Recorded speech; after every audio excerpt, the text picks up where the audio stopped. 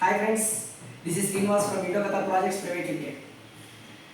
మనం గతంలో శ్రీశైలం హైవే మీద ఎన్నో వీడియోస్ చేసుకున్నాం. శ్రీశైలం హైవేలో ఎందుకు ఇన్వెస్ట్ చేయాలి అనేది నేను పలుమార్లు మీకు నొక్కి ఒక్కాడించాను. శ్రీశైలం హైవే ప్రజెంట్ డెవలప్ అవుతున్న ఏరియా. రీసెంట్గా గవర్నమెంట్ కూడా లాట్ ఆఫ్ కాన్సన్ట్రేషన్ మొత్తం శ్రీశైలం హైవే మీదే చేస్తుంది. ప్రజెంట్ శ్రీశైలం హైవేలో మిగతా హైవేల మీద కూడా కన్నా కూడా కంపారిజన్ చేసుకుంటే ప్రైసెస్ వెరీ జెన్యూన్ ప్రైసెస్ ఉన్నాయి.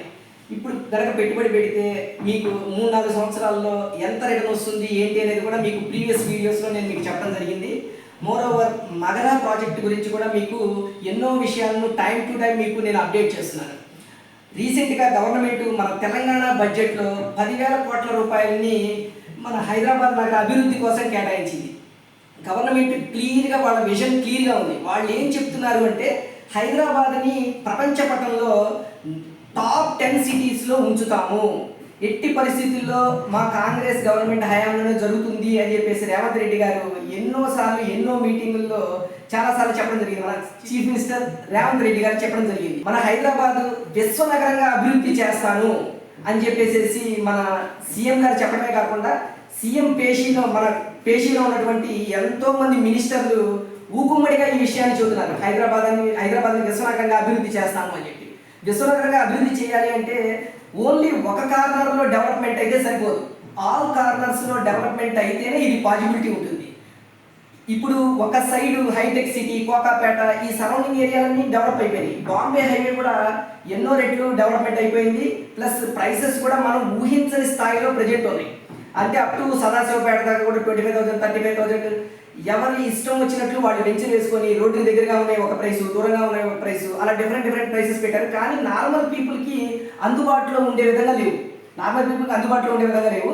సో ఈ కారణంగా ఆ హైవేలో ఇన్వెస్ట్మెంట్ చేసిన వాళ్ళకి అంత రిటర్న్స్ రాకపోవచ్చు. సో ప్రజెంట్ రీజనబుల్ ప్రైసెస్లో ఉండి మనం ఇన్వెస్ట్మెంట్ చేస్తే మన ఇన్వెస్ట్మెంట్ 4 రెట్లు 5 రెట్లు అవ్వాలంటే ఏ ఏరియా ఉందంటే కేవలం అది శ్రీశైలం హైవే మాత్రమే.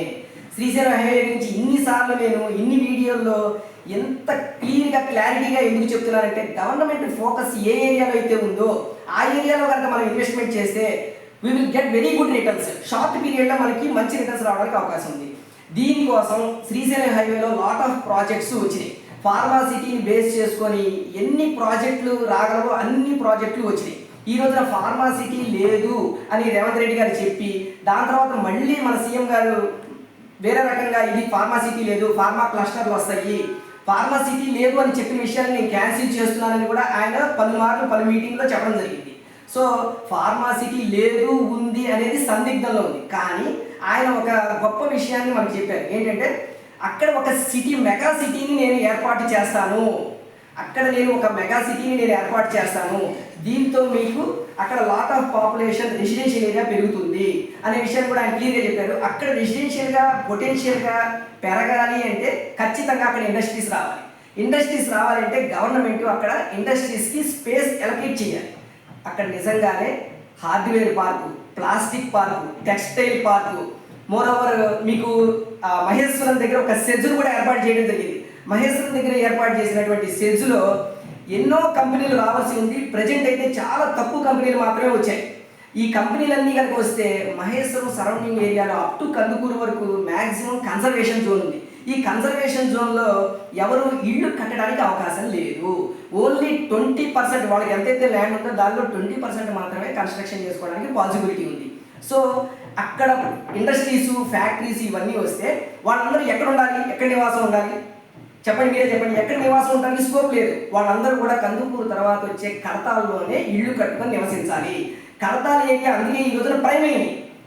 కడతాల ఏరియా ఎందుకు పెరుగుతుంది, దాని ప్రాముఖ్యత ఎందుకు పెరుగుతుంది? లాస్ట్ ఇయర్కి ఈ ఇయర్కి కంపారిజన్ చేస్తే లాట్ ఆఫ్ కన్స్ట్రక్షన్స్ కడతాల ఏరియాలో పెరిగినాయి. మీకు పెట్రోల్ బంకులు 1-2 ఎక్కడో ఒక మూల ఉండి ఈ రోజున 7-8 పెట్రోల్ బంకులు వచ్చినాయి కడతాల ఏరియాలో.